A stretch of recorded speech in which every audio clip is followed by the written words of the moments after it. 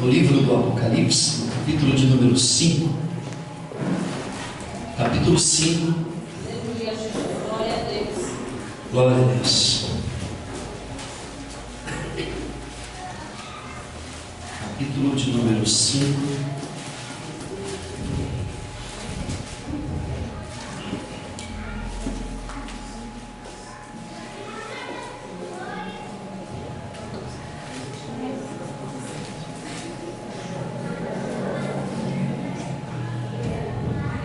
Capítulo 5, versículo é o de número 12.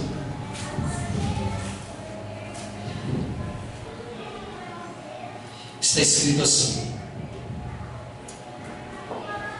digno é o Cordeiro que foi morto de receber o poder, riquezas, sabedoria, força, honra, glórias e ações de graça. Aleluia. Primeira carta aos Coríntios, capítulo 11. Volte um pouquinho. Primeira carta que Paulo escreve ao povo de Corinto, capítulo de número 11.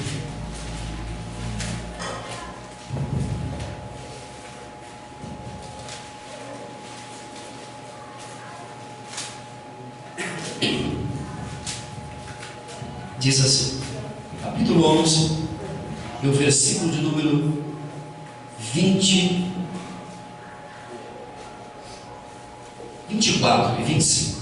E tendo dado graças, o partiu e disse: tomai, comei, isto é o meu corpo, que é partido por cada um de vós. Fazei isto em memória de mim. Semelhantemente também, depois de cear, tomou o cálice, dizendo: este cálice é o novo testamento do meu sangue. Fazei isto todas as vezes que beberdes em memória de mim. Pode sentar, irmãos. Glória a Deus. Glória a Deus. Quero pedir que, por favor, não se levante, não ande mais, não beba água agora, não faça nada. Bom, por favor, é rapidinho. Bom, eu quero agradecer a Deus. Eu já disse que eu sou muito grato a Ele. Meu coração, eu digo como o salmista dizia, está muito alegre, muito cheio daquilo que Deus tem feito pela minha vida, pela minha casa e pelo povo que a gente tem zelo por eles. Que Deus abençoe a cada um de maneira abundante. Esse é o desejo do meu coração. Tudo isso que eu vou dizer hoje aqui, tudo isso que eu vou dizer hoje aqui é passado. Tudo isso que eu vou dizer hoje aqui é passado. Foi um dia, pelo menos em parte, a história que vou lhes contar hoje aqui foi um dia, aconteceu tudo o que aconteceu, que foi registrado.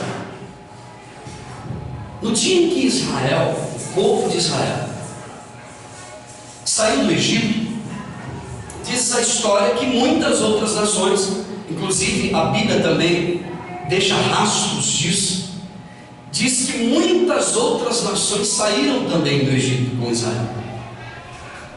Quando Deus libertou Israel, houve uma grande multidão de nações, de povos, línguas, que estavam ali junto com Israel e foram junto para o meio do deserto.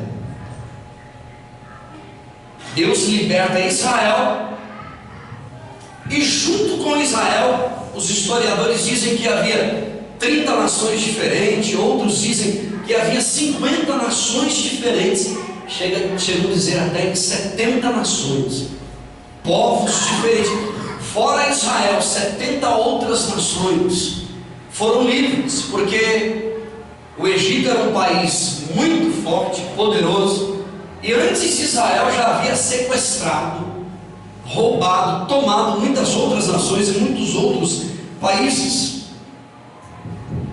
Porém, quando Deus chama Israel, Deus dá uma ordem para uma pessoa. Existe alguém ali que ouve a voz de Deus. Nem toda a comunidade ouve Deus, e Deus fala com um, e com esse um, Deus dá uma ordem para que ele seja intermediário, para que ele sirva de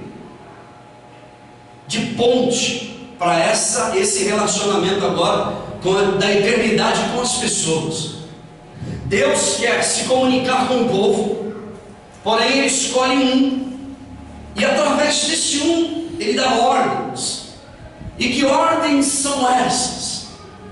Ele começa por uma, de maneira especial. Ele diz assim para esse homem chamado Moisés: Moisés, eu quero que vocês levantem um memorial, porque eu quero que o povo não se esqueça desse momento. Que momento? Do êxodo, da saída. Êxodo significa saída, o êxodo de Israel. Eu não quero que eles se esqueçam desse momento do livramento. Então, para que eles não se esqueçam, porque eu sei que eles vão se esquecer, eles vão se esquecer, então eu quero que você levante um memorial. E aí Deus fala para Moisés: Moisés, e o memorial que eu quero que você levante precisa de ser exatamente do jeito que eu quero, da maneira que eu quero. E aí diz a Bíblia que Deus mostra para Moisés o tipo, o tamanho, o modelo, o layout do memorial que ele tem para Israel, para que Israel nunca se esquecesse de que Deus um dia os arrancara da escravidão, de que um dia Deus os tirara de um sistema de opressão. E Deus diz assim: levanta um memorial, porque eles deveriam se lembrar, não de vez em quando, vez por outra, daquele fato. Eles deveriam se lembrar todos os dias da vida deles. Então, para aquele povo primata, difícil de se lidar, Deus diz assim: levanta um memorial, para que quando eles olharem para esse memorial, eles se lembrem de que o Eterno, o Senhor, o Sublime, o Todo-Poderoso os arrancou do sistema de opressão e deu liberdade para eles. Porém, escute, para que eles se lembrassem diariamente e comemorassem diariamente e em datas específicas, de maneira específica e de maneira educada, Deus fala para Moisés: Moisés, eu quero que você construa um memorial. E que memorial é esse? O tabernáculo, a tenda, que muitos chamam de a tenda da congregação, que hoje é chamado de a igreja, onde se havia os louvores, a adoração e sacrifícios a Deus. E para que isso acontecesse de maneira ordenada, disciplinada, Deus fala: Moisés, vem cá. Deus chama ele para um particular e mostra para ele cada detalhe, cada momento. Deus dá para ele as medidas, Deus dá para ele, explica para ele direitinho. Moisés é orientado pelo Senhor para trazer o povo para uma realidade. E Deus disse para Moisés: fala para o povo, para que este tabernáculo seja construído, fala para eles trazerem ofertas, e eles vão trazer do jeito deles, não vai haver manipulação. Fala para eles, de acordo com a condição do coração deles, eles vão trazer. E aí o povo, e Deus disse para Moisés: fala para eles trazerem madeira, trazerem ouro, prata, bronze, tudo que eles puderem, tecido, linha para bordar, tintura, tudo que eles tiverem condições de sentir no coração, fala para eles trazerem, porque é a partir dessa oferta que a gente vai construir o templo, o tabernáculo para Israel. Não se esquecerem de que um dia eles foram oprimidos pelo Egito. Deus então mostra para Moisés exatamente como ele quer que seja feito, e a partir daquele momento, diz a Bíblia na linguagem original, Yahvé, o Senhor, Jeová. Diz a Bíblia que uma vez o tabernáculo pronto, diz a Bíblia que o Senhor fez uma aliança e disse: eu abençoarei esse povo.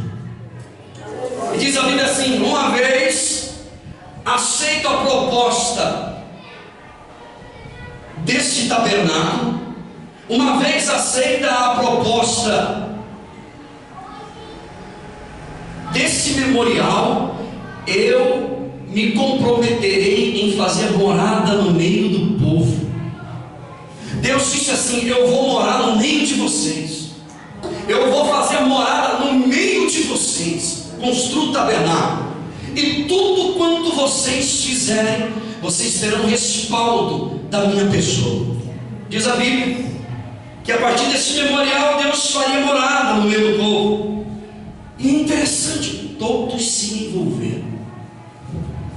Não havia ninguém de braços cruzados. Diz a história que até as crianças pedindo para o pai: pai, deixa eu levar, deixa eu posso levar isso, posso? As crianças envolvidas. E aí diz a Bíblia que começa então a construção do tabernáculo. É claro que não teve uma ordem cronológica certinha, mas tudo começou basicamente assim. Havia um pátio, um espaço que foi escolhido de aproximadamente 900 metros quadrados, por aí, 22 de largura por 46 de comprimento. Era um espaço que foi para separar a tenda da congregação da multidão, do povo. E aí começa-se a construção do tabernáculo. A porta deveria ser do lado leste, porque havia uma cultura, e eles saíram com essa cultura lá do Egito. Não só eles, mas aquele povo todinho. Eles adoravam o sol para eles era um Deus, e o sol nascia no leste, e Deus disse: deixa a porta do tabernáculo de frente para o leste, para que quando o povo vier me adorar diante da tenda da congregação, eles deem as costas para o Deus Sol, para que eles se lembrem que quem tirou eles do Egito não foi nenhum outro Deus, senão o Senhor. E quando o povo adorava, se dobrava diante de Deus, eles estavam dando as costas para o Deus do passado, para a vida passada. Presta atenção onde eu quero chegar. Havia uma porta de 8, 9, no máximo 10 metros de frente, isso é, uma porta com sua altura de 1,5 metro por aí, no máximo 1,20 m, 1,5 m. As laterais desse pátio eram de 2,20 metros, e eles estão todos envolvidos. Porém, quando alguém entrava nesse pátio, nesse quintal, antes da igreja, do tabernáculo, ele já se deparava com um altar, que era o altar dos sacrifícios, onde as pessoas se colocavam diante de Deus ali. Eu não vou entrar em detalhes sobre isso, mas era um altar onde Deus havia dito: você faça um altar com 2,5 metros de largura, 2,5 metros de comprimento, 1,5 metro, no máximo 2 metros de altura. Não faça uma escada no altar, faça uma rampa. Motivos pelos quais Deus escolheu, e Deus disse assim: você vai fazer exatamente de acordo com aquilo que eu te falei, porque aquele altar ali era um altar de encontro com Deus. Todos que quisessem se encontrar com Deus precisavam de passar pelo altar do holocausto. Diz a Bíblia que todos estão envolvidos, e Deus disse assim: faça não só o altar, mas depois do altar faça uma bacia de água, e tudo de madeira de acácia, não pode ser de outra madeira, tudo revestido de bronze. No pátio, tudo revestido de bronze, isso é, de cobre. E aí uma vasilha de água, para que eles pudessem se lavar, se banhar. Lavavam-se os pés, lavavam-se as mãos, para se apresentar diante do Senhor. Isso simbolicamente dizendo que eles estavam se limpando, se lavando para se apresentar diante de Deus. E havia um terceiro altar, que era o altar de incenso, que pegava-se o incenso, tirava-se o fogo do altar do holocausto para queimar o incenso, e aquele incenso era apresentado diante de Deus e etc. E todo aquele ritual todo, todos os pequenos utensílios, veja bem onde eu quero chegar, tudo deveria ser revestido de cobre ou de ouro. As bases do tabernáculo eram de prata, porém tudo era feito de madeira revestida pelos mesmos. Havia alguns utensílios que eles utilizavam na tenda, e aí começa-se também a construção da tenda, as bases, as madeiras revestidas de ouro, as bases de prata. O tabernáculo era coberto por pelo menos 3 forros ou 4, com pele de texugo, pele de carneiro, pele de animal, todo quanto é tipo de espécie. E aí, quanto mais próximo do altar, o utensílio era mais rico. Quanto mais perto do altar, da arca do concerto, mais valioso o utensílio era. Presta atenção. Quanto mais se aproximava do altar, que era a arca da aliança, no Santo dos Santos, que era revestida de ouro puro, batido por gente que havia sido cheia de sabedoria por Deus para criar, para fazer aquilo dali. Havia todo um processo. Eram os levitas os responsáveis pela manutenção do templo. O templo era portátil, desmontava e desmontava o tempo todo, não tinha prego, não tinha parafuso, era tudo encaixado, tudo bem feitinho para encaixar um no outro. E quando Deus dissesse assim: olha, a gente vai sair daqui, vamos para outro lugar, eles desmontavam o tabernáculo todinho, as tábuas. Alguns dizem que eram mais de 1.600 levitas, cada um levantando uma tabinha, colocando uma vara nas costas, outro levando a arca com a ajuda do outro. Cada um levava uma peça. E aí quando Deus dizia assim: para aqui, fica por aqui, lá vai os levitas de novo, que também eram os sacerdotes da igreja, que ministravam sobre a vida de muitos daquele povo. E aí diz a história, diz a Bíblia, que antes de chegar lá na frente, presta atenção, havia o altar do holocausto, a bacia de bronze com água, para se purificar, simbolicamente falando. E havia também 12 pães, uma mesa de pão, que era colocada no lado norte do templo. Isso é, daí para cá saía desse canto. A mesa com os pães, que representava a providência de Deus para Israel. 12 pães, eram 12 tribos, 3 de cada lado do tabernáculo. A tribo de Judá ficava na frente da tenda da congregação.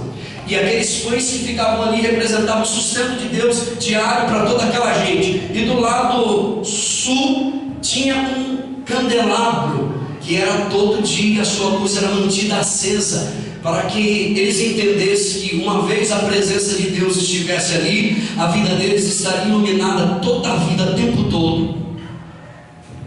A presença de Deus na vida diária, na vida financeira, a presença de Deus na vida espiritual, a presença de Deus na vida conjugal, na vida profissional, a presença de Deus o tempo inteiro.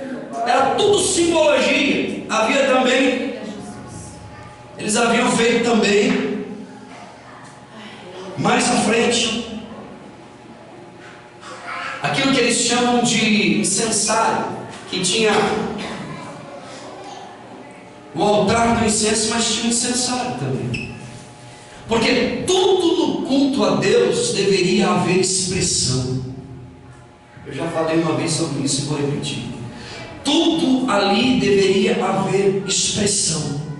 Haviam 12 tribos. O fogo deveria queimar, como disse o profeta: o fogo arderá continuamente no altar, não se apagará, não pode se apagar. As roupas dos sacerdotes eram tudo preparadinho, tudo bordado, um por um, bonitinho, para que eles se apresentassem diante de Deus.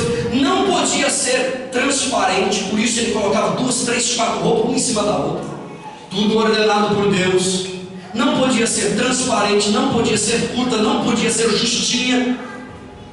Mas no dia especial deveria haver uma roupa toda especial, no dia especial, que era a roupa mais simples de todas, no dia do Yom Kippur, que era uma vez por ano que o sacerdote entrava no Santo dos Santos para pedir perdão por ele, pela família dele e por toda a comunidade. Era uma luta, era um sacrifício diário. Todos os dias aquilo dali precisava de acontecer. O sacerdote, nenhum deles, dos levitas, poderiam adentrar a casa de Deus, o templo, de sapato, de chinelo, de sandália. Tinha que ser descalço. Quando eles iam apresentar as suas orações diante de Deus, havia uma exigência. Lá estava a arca do concerto. Eles não podiam entrar de pé erguido. Não. Eles tinham que se encurvar diante do Senhor, apresentar suas orações, pedir perdão primeiro para si, e isso demorava, irmão, para a sua família. E na hora de sair, tinha que sair de costas, não podia sair de qualquer jeito. Ia lá, pegava o incenso, voltava, cabeça baixa, diante do Eterno, diante do Senhor, e pedindo: Deus, perdoa o teu povo, perdoa a tua igreja, perdoa os teus filhos, perdoa o pecado do teu povo. E depois ele voltava, cabeça baixa, sem virar as costas para Yahvé. Deus, escute o que eu quero chegar hoje aqui. Graças a Deus. Quando eu disse que havia expressão no culto daquela gente, quando eu disse que havia expressão no culto daquele povo, é porque havia uma necessidade de que assim fosse. Tudo quanto eles fizessem ali, a pergunta era: onde está o coração? Porque nada adiantava toda aquela cerimônia se o coração não estivesse ali. Deus não recebia. Havia levantamentos de coisas, levantamentos e acenos diante de Deus. O primeiro fruto da terra tinha que se pegar um molho de trigo, seja lá do que fosse, do fruto da terra, e tinha que apresentar diante de Deus. Não era de qualquer maneira. Não chegava uma oferta e dizia: que Yahvé, toma aqui minha oferta. Não. Apresentava diante do Senhor de joelhos, cabeça curvada, dizia: muito obrigado, Senhor. Eis aqui pelo menos uma porcentagem mínima de tudo aquilo que o Senhor tem me dado. Eis aqui como gratidão, Senhor, aquilo que o Senhor tem me entregue. Havia acenos. E eles diziam: obrigado, obrigado, obrigado. Obrigado, obrigado, obrigado. Depois de horas, eles entregavam aquela oferta diante de Deus. Quando o sacerdote entrava com a cordinha amarrada na cintura e os sininhos tocando. Enquanto o sininho estava tocando, é porque o sacerdote estava vivo. Porque se o sacerdote pecasse, toda a comunidade estava comprometida. O pecado dele era transferido para o povo. Olha o tamanho da graça que a gente vive, irmão. Hoje você tem liberdade, você está livre, você não está atrelado a ninguém. A tua vida é uma vida limpa, livre, para prestar conta com Deus. Escute o que eu vou te dizer. A minha pergunta hoje aqui é: onde é que está o nosso coração? Aonde está o nosso coração? Deixa eu te dizer algumas coisas aqui, eu quero ser bem prático. Tudo isso eu disse, talvez de uma maneira bem simples, para não poder perder ou usar muito tempo, melhor dizer. Simplesmente para te dizer algumas coisas aqui, prática e rápida. Em primeiro lugar, eu contei tudo isso para poder dizer isso aqui para você. Primeira coisa, eu espero que você entenda. Eu espero que você entenda, em nome de Jesus.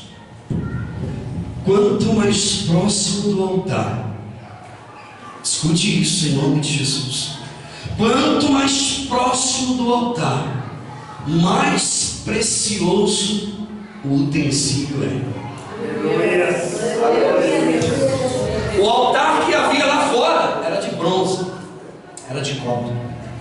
Mas aquele que estava dentro dos santos, ao redor dos santos, era de ouro.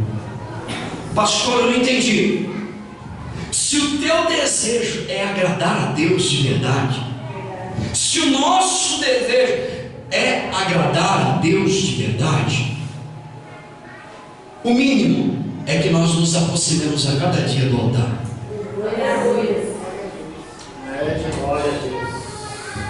Se o nosso desejo é servir a Deus, entregar a nossa vida para Deus de verdade, se o nosso coração pede isso e fala isso e tem sede de Deus, o que Deus quer e nos orienta é que nós nos aproximemos mais do altar. Veja bem onde eu quero chegar. São as nossas decisões, irmãos. São as nossas decisões que vão determinar a nossa comunhão com Deus. Quanto mais próximo, mais comunhão com Deus. Quanto mais você decide abrir mão das coisas do mundo, mais comunhão com Ele, mais força dEle. E uma vez que a gente decide tomar uma atitude de se aproximar do altar, Deus também se compromete em dizer: assim como tu se comprometeste diante desse altar, eu também me comprometo em abençoar você, em fazer morada dentro de você, em transformar a sua vida. Deus. Escute o que eu estou te dizendo hoje aqui. Graças a Deus. A eternidade está à espera de pessoas que tenham postura e tomem atitude para se aproximar de Deus. Deus está procurando homens e mulheres que creiam que operando Ele ninguém pode impedir. Sabe, a Bíblia diz assim: de que é que se queixa o homem vivente? De que se queixa o homem vivente? Diz a Bíblia: queixe-se cada um do seu próprio pecado. Queixe-se cada um do seu próprio pecado. Irmãos, olha aqui o que eu vou te dizer. Existe um memorial que foi levantado há mais de 2000 anos.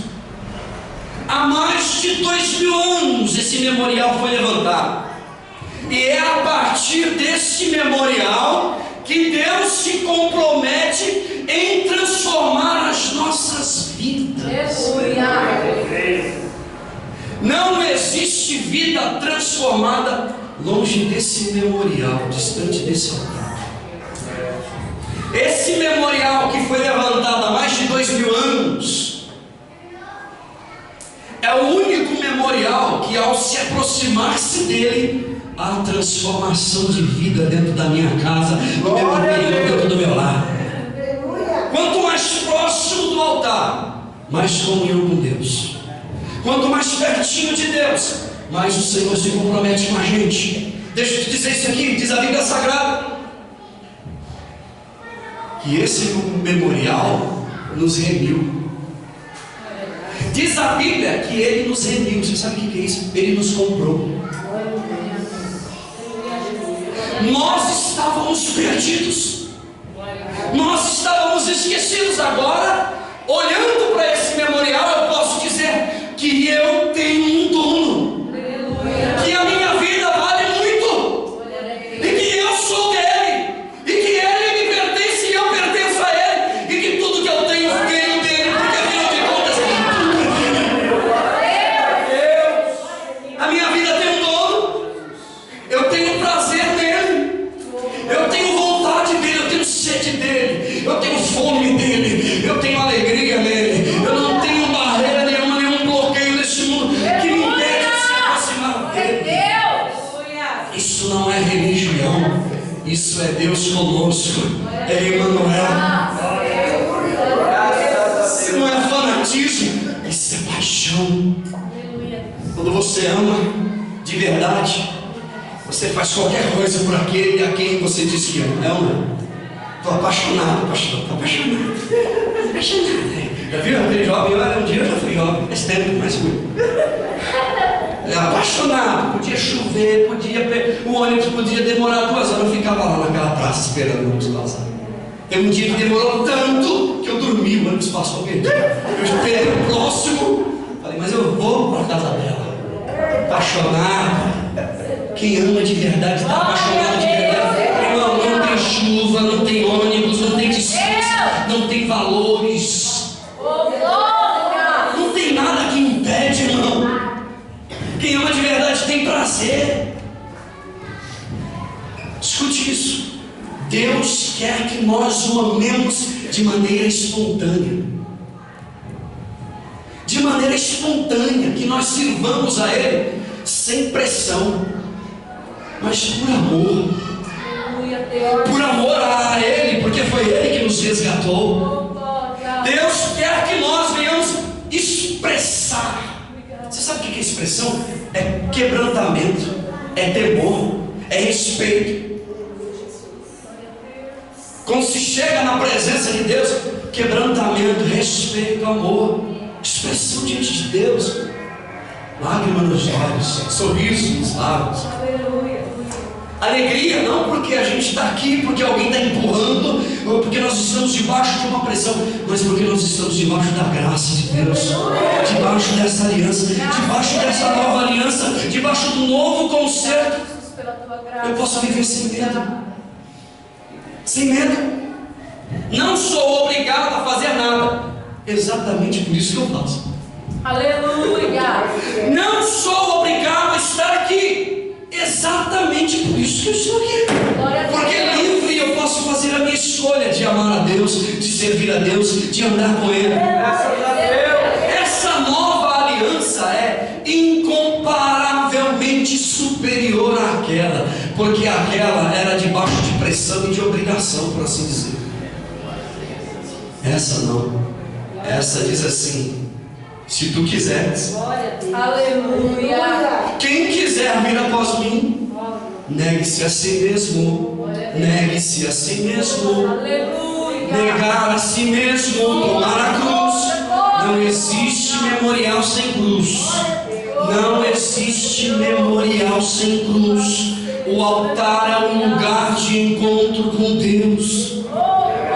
Não existe outro lugar, porque altar significa lugar de encontro. Eu só encontro com Ele no dia que eu me aproximo do altar. E diante desse altar não há comunhão. Diante desse altar, a disciplina. Diante desse altar, a comunhão se aprofunda a cada dia. Quando eu digo para Deus: Deus, eu quero ouvir a tua voz, Deus diz: então se aproxime do altar. Se você disser para Deus: Deus, eu quero mudança de vida, eu não aguento mais, Senhor, Deus está dizendo hoje aqui nessa noite: então se aproxime do altar, porque diante do altar eu vou mudar a tua vida e mudar a tua casa. Só o Espírito Santo pode fazer a gente se aproximar desse altar. Só o Espírito Santo, portanto a Ele a honra, a Ele a glória, só Ele pode fazer isso. Deixa eu dizer isso aqui, que meu coração está cheio. Se você quer mudança de vida, se aproxime do altar, porque no altar Deus tem comunhão, é o lugar de encontro. Aleluia! Ninguém se aproxima do altar sem ter um encontro real com Ele, a menos que o coração não esteja ali. Deixa eu te dar um conselho: tira as sandálias, tira os sapatos, tira os apetrechos, tudo, tira tudo, e se lança diante da presença daquele que é o único que pode te remir e te comprar. Aleluia! Deixa eu te dizer, em segundo lugar, em primeiro lugar, quanto mais você chega mais perto, mais valioso você se torna. Aleluia! Mais valioso.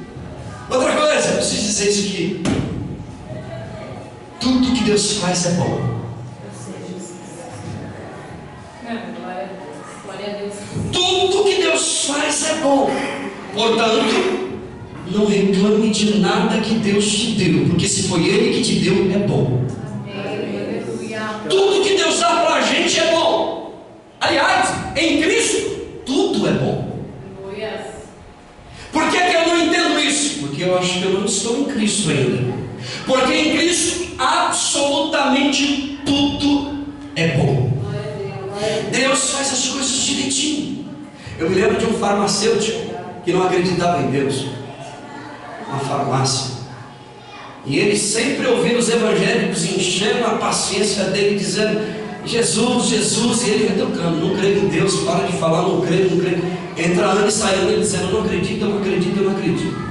Certa feita ele estava fechando o seu comércio, sua farmácia, e o menininho entrou desesperado: por favor, a minha mãe está morrendo, ela tem problema de coração, me dá um remédio, pelo amor de Deus, me ajuda, e amanhã eu prometo que eu trago dinheiro logo cedo. Era uma cidadezinha. E o farmacêutico já com problema financeiro, a farmácia já estava ruim, ele falou, tá bom, leva o remédio. Aquele desespero todo, ele foi lá e pegou o remédio e deu. E o menino desapareceu, e ele continuou arrumando as coisas para fechar a farmácia. E ele mexendo na prateleira, ele olhou, quando ele percebeu, ele deu o remédio errado para a mulher que estava com problema do coração. Ele fechou a porta, correu atrás do menino, desesperado, cadê o menino, cadê o menino, cadê o menino, meu Deus, meu Deus. Cadê o menino, meu Deus? Meu Deus! Aí voltou para casa, não achou o menino, não sabe nem de onde o menino era. Entrou dentro da farmácia, baixou a porta, Senhor, eu não acredito em Ti, mas se o Senhor existe, pelo amor de Deus, não deixa aquela mulher morrer não, porque aquele remédio vai matar ela. Ele acabou de fechar a boca, o menino voltou correndo. Por favor, por favor. O remédio quebrado, tinha tomado um tombo. Glória a Deus. Tudo que Deus faz é bom. O menino disse, eu estava morrendo desesperado, acabei de deixar o remédio cair, me dá outro, por favor. Irmão, tudo que Deus faz é bom. Tudo está no controle das mãos de Deus. Deus sabe o que faz. Mesmo que haja trevas, Deus é bom. Mesmo que haja desemprego, Deus é bom. Diz a Bíblia em Gênesis capítulo 1 que tudo quanto Deus fez é bom. Aleluia! Inclusive você é muito bom. Inclusive você é muito bom. Não desfaz, não deixa para trás isso não. Não abra mão disso. Você é muito bom. Você é coroa da criação, menina dos olhos de Deus. A Bíblia diz no Salmo de número 25 que bom é o Senhor e reto. Ele é bom, irmão. Tudo que Ele faz é bom. Que Deus nos livre. Escute o que eu vou te dizer aqui agora. Que Deus nos livre de ficar questionando Deus. Que Deus nos livre de ficar questionando por que um morreu e o outro morreu, e por que isso, eu não aguento, eu não aceito. Que Deus nos livre. Se Deus é bom, porque eu estou desempregado. Se Deus é bom, porque que Deus nos livre disso, porque isso pode nos levar à sepultura, com certeza. Que Deus nos livre de ficar questionando o Criador, meu irmão. Nós somos criaturas, a gente nunca vai entender Deus. Deus tem uma mente muito maior do que a tua. Pode pegar a humanidade inteira e somar a sabedoria de toda inteligência, não dá uma vírgula de quem Deus é e de como Deus trabalha com a gente. Quem sou eu para entender Deus? Quantas das vezes, irmão, eu errei o caminho da minha casa, da minha própria casa, e a missionária leva para mim, o que aconteceu? Eu não sei. Era livramento, eu não sabia. Recebi a notícia, aconteceu lá, naquele caminho. Quantas vezes, quantos livramentos. Quantas vezes eu planejei as coisas, deu tudo errado. Era livramento, não era para dar certo mesmo. Eu pedia para Deus desde quando eu era garoto, Pai, eu quero ser igual meu pai. Eu quero viajar. Eu quero viajar. Eu chorei pedindo para Deus para me ser igual meu pai. Hoje eu choro agradecendo a Deus, porque Deus me livrou daquela prova, daquela luta, graças a Deus. Eu não sabia o que eu estava pedindo. A gente, quando pede, irmão, nós somos crianças, e ninguém melhor do que o nosso Pai Celestial para saber o que é melhor para a gente. Quantas das vezes nós planejamos as coisas e vem uma chuva, um pé d'água. Ai, meu Deus, é livramento, agradece a Deus, irmão. Ah, não deu certo, eu planejei comprar o carro, o dinheiro, a finança não deu certo, deu problema aqui. Deus está no controle, Deus é bom, Deus está cuidando da gente. Quantas coisas, quantos negócios que não deram certo, graças a Deus, é tudo livramento, é tudo ensinamento de Deus para a vida da gente. Aleluia. Junte-se a Ele nesse projeto, junte-se a Ele nessa caminhada rumo ao Calvário, porque é esse memorial que vai fazer você entender o teu propósito de vida. Por que você está aqui? Primeira carta de Pedro, capítulo de número 4, ele diz assim: amados, não fique assustado, não ache estranho a ardente prova que tem vindo contra vocês. Não ache estranho, é normal isso. 1 Timóteo capítulo 6, ele diz assim: olha, lute pela fé, tome posse da vida eterna pela qual você foi chamado por ela. Lute, batalhe pela fé. Filipenses capítulo de número 1, versículo de 1 a 29 diz assim: que a nós foi dado o privilégio de sofrer por amor a Ele. Nada a ver com o que estão dizendo aí. Tem nada a ver com o que estão dizendo aí. A nós foi dado o privilégio não só de viver para Ele, mas de sofrer em nome dEle.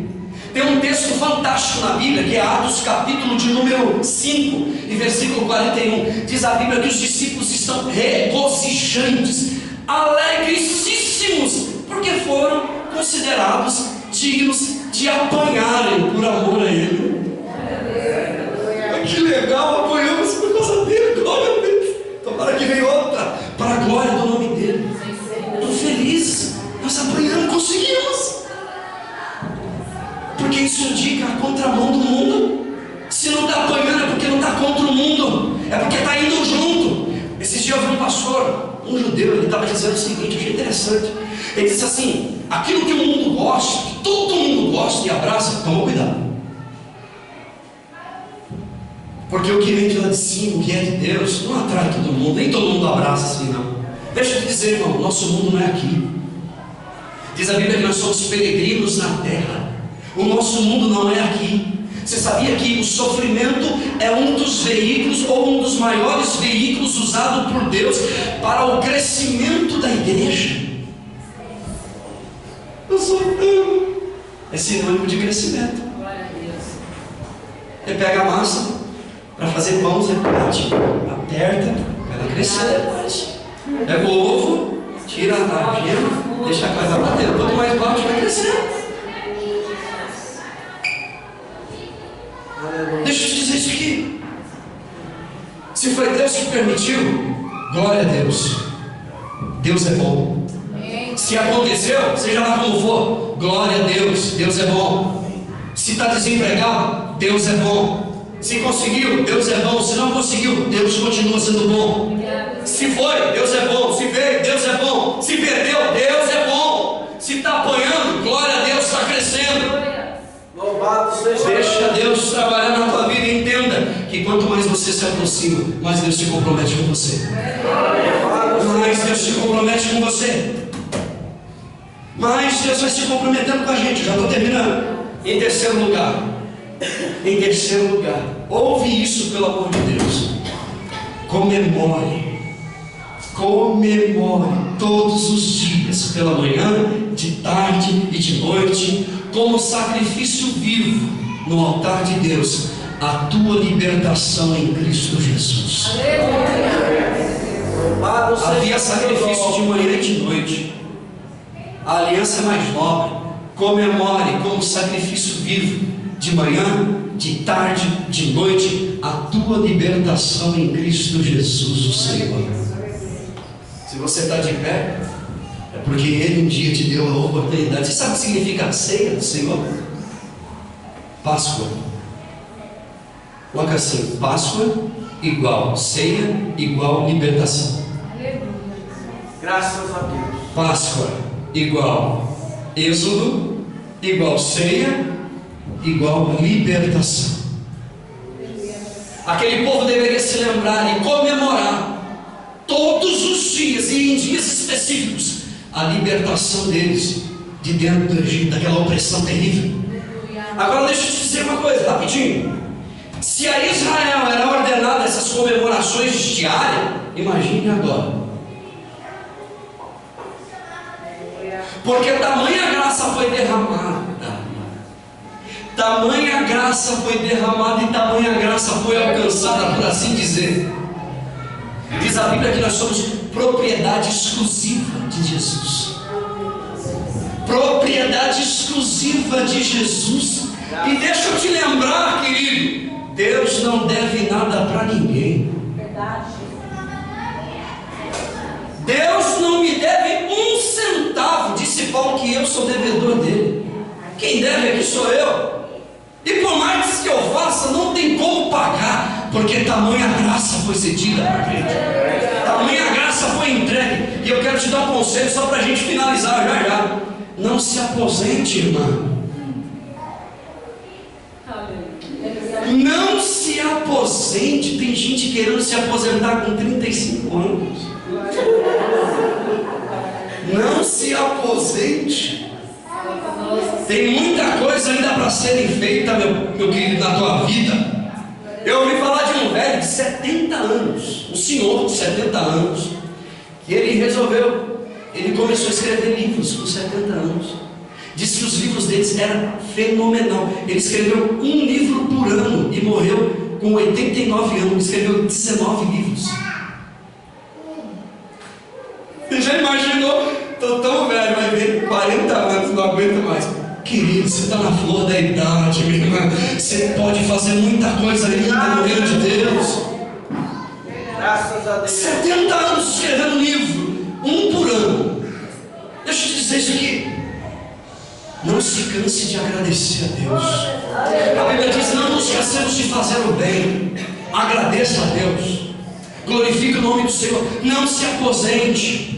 Não fique procurando a carteirinha do aposentado para passar no ônibus espiritual sem pagar. Querido, não se envolva com essas coisas. Deus está contando com você como trabalhador da seara. Deus conta com a gente como trabalhador da seara. Diz a Bíblia que grandes coisas fez o Senhor por nós. É o mínimo a gente dizer: Deus, obrigado. Tem um rapaz que termina seus programas na rádio dizendo assim: obrigado, Jesus. Irmão, obrigado, Jesus. É o mínimo que a gente pode dizer todo dia, de manhã, de tarde, de noite. Mas com o coração. Com o coração. Deus está procurando gente grata. Gente que não fique só: Deus, você me ajuda.